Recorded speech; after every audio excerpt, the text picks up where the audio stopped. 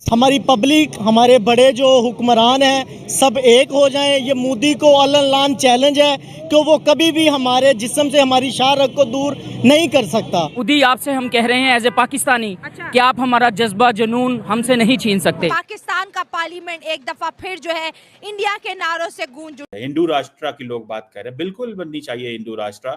If the people of India want Hindu Rashtra and prime minister Modi has won as a जिसे कहते हैं as a landslide victory मिली है, तो क्यों ना बने हिंदू राष्ट्र। हिंदू राष्ट्र बननी चाहिए। ये अगर इंडिया के लोगों की ये डिमांड। सर, कितनी बड़ी इंटरनेशनल बेइज्जती हुई, हर अखबार में ये छप रहा है, कितनी बड़ी बेइज्जती वाली बात है। शर्म क्यों नहीं आती हमें? एक्चुअली वो लोग वहाँ पे आज़ाद कश्मीर के हैं ही नहीं, वो सारे लोग इंडियंस या एजेंसीज के हैं। मोदी को ये पैगाम देना चाहता हूँ, आप एक चाय बेचने वाले अपनी औकात के मुताबिक बात करें। और दूसरा, दूध मांगेंगे दूध देंगे, खीर मांगेंगे खीर देंगे, कश्मीर मांगोगे तो हम चीर देंगे। सवाल यहाँ पर ये पैदा होता है कि कश्मीर की आवाम ने पाकिस्तानी झंडे को उतार के एहतजाज के अंदर भारतीय झंडा क्यों लहराया? इंटरेस्टिंग होती जा रही है। ये 2 दिन बड़े इंटरेस्टिंग है भाई, बहुत ही इंटरेस्टिंग दिन है इंडिया के अंदर।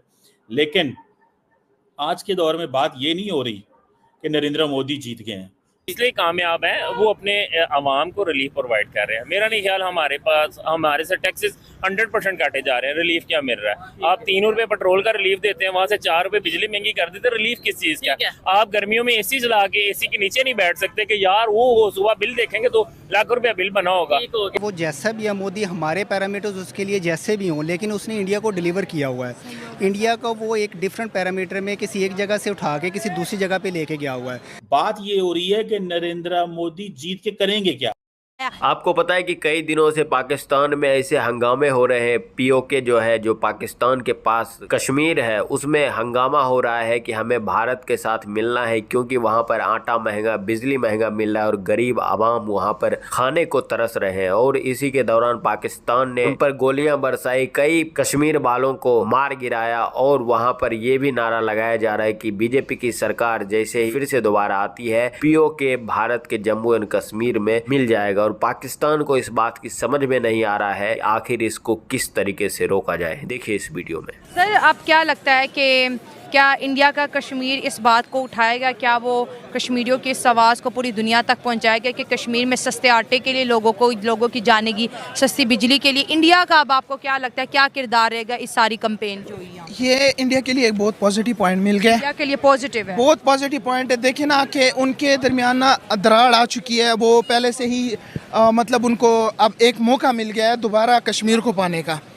मतलब कि वो अब कश्मीरियों को इतना फैसिलिटेट करेंगे, इतना उनके साथ वो करेंगे, हॉस्पिटैलिटी सब कुछ वो करेंगे कि ताकि वो इनके पास आए। जैसे कि आपने अभी बात किया कि उन्हें पाकिस्तान का झंडा उतार के इंडिया का झंडा लगाया, तो इससे ज़ाहिर ये फील होता है कि वो उनकी साइड आराम से चले जाएंगे। क्या कहेंगे इंडिया जिस तरह से कश्मीर के अंदर अपनी ताकत का इजहार कर रहा है? पूरी दुनिया बल्कि इस्लामिक कंट्रीज कुछ भी नहीं कर पा रही। अल्हम्दुलिल्लाह हम पाकिस्तानी हैं। अच्छा। और हमारा जो जज्बा जुनून है, अच्छा। वो आपकी कोई बुजुर्ग भी उठ के आ जाए ना, मोदी, आपसे हम कह रहे हैं एज ए पाकिस्तानी कि आप हमारा जज्बा जुनून हमसे नहीं छीन सकते। मोदी को ये पैगाम देना चाहता हूँ कि मोदी, तुम्हारी नस्लें जो वो भी हमें पाकिस्तानियों को भूल नहीं सकती। आप एक चाय बेचने वाले अपनी औकात के मुताबिक बात करें। और दूसरा, दूध मांगेंगे दूध देंगे, खीर मांगेंगे खीर देंगे, कश्मीर मांगोगे तो हम चीर देंगे। यहाँ पर तिरंगा झंडा क्या कर रहा था? झंडा सिर्फ इसलिए आया है कि पॉलिटिकल पावर्स या जितने लोग वहाँ पे अमन नहीं चाहते,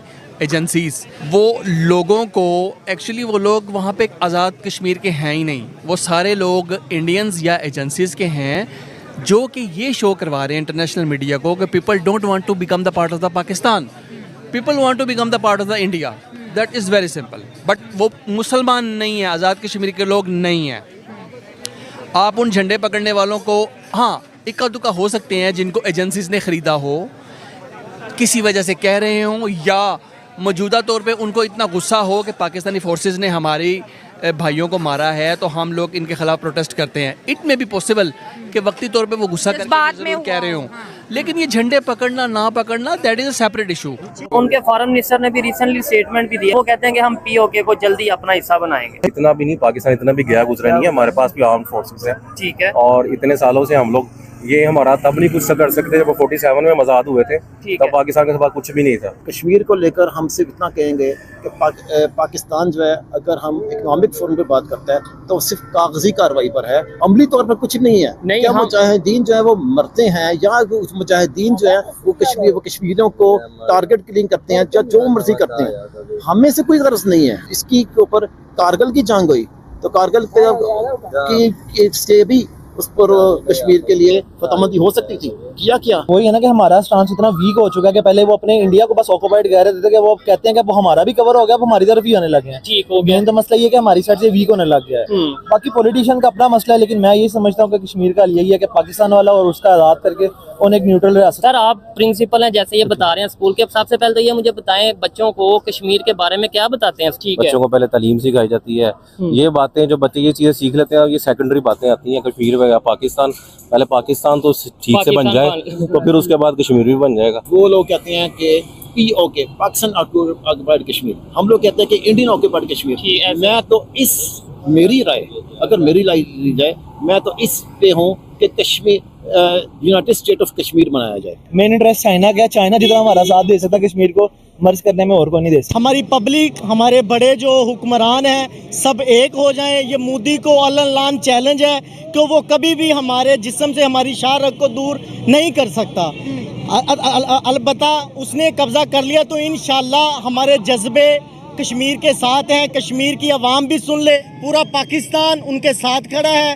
इंशाल्लाह वक्त आएगा और हम इंडिया से पूरा कश्मीर लेके रहेंगे। हम पाकिस्तानी आपके साथ हैं। अच्छा। और अल्लाह के फजलो करम से हम इंशाल्लाह आखिरी दम तक आपके साथ हैं। आपने वीडियो के बीच में देखा होगा कि एक बंदा बोल रहा था कि ये सभी भारत की साजिश है, इसमें से कोई भी बंदा POK का नहीं है, कोई भी मुसलमान नहीं है, ये भारतीय एजेंट है, एजेंसी वाले लोग हैं जो कि भारत के कहने पे वहाँ पे हंगामा कर रहे हैं और भारत का झंडा वहाँ पर फहरा रहे हैं। मतलब पाकिस्तान इतना कमज़ोर हो चुका है कि पाकिस्तान के अंदर POK में भारत का लोग घुस के उसके देश में, मुजफ्फराबाद में, पूरे पाकिस्तान में नारेबाजी करता है, हंगामा होता है, और पाकिस्तान की पुलिस, पाकिस्तान की आर्मी इतनी कमज़ोर है कि भारत के लोग को वहां पर घुसने से रोक नहीं पाए। इनका तो सीधा सीधा यही मतलब बनता है, मतलब ये अपने बात में खुद ही फंस रहे हैं कि वो भारत के एजेंसी थे, जबकि ऐसा कुछ नहीं था। POK के सारे लोग और गिलगित बल्चिस्तान के भी लोग भारत में मिलने को तैयार हैं और ये कई सालों से प्रोसेस चल रहा है। और इस बार मोदी सरकार का ये ऐलान भी है कि जैसे ही भारत में BJP की सरकार बनेगी, शपथ ग्रहण होगी, इस बार बहुत बड़े बड़े काम होने वाले हैं और उस बड़े काम में POK भी एक अहम हिस्सा रखता है, जिसको फिर से जम्मू एंड कश्मीर में मिलाया जाएगा। बाकी इन पाकिस्तानियों की छटपटाहट पे आपकी क्या प्रतिक्रिया है, नीचे कमेंट करके अवश्य बताइएगा। चलिए मिलते हैं आपसे अगली वीडियो में। जय श्री राम।